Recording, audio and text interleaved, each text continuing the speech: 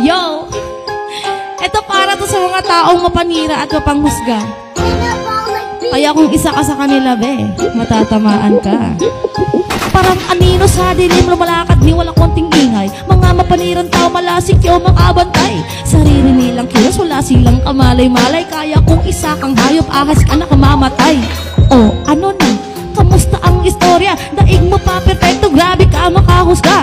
Hoy, inggitera, mga chismosa. Mga bunganga nyo, malaki na talaga. Lahat na lang ng bagay kinaiinggitan nyo. Pag ang bagay di makuha, lumalaki ang musno nyo.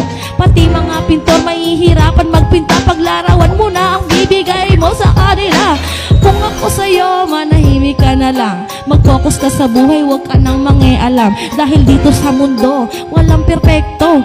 Ikaw lang perpekto kasi hindi ka tao. Yo!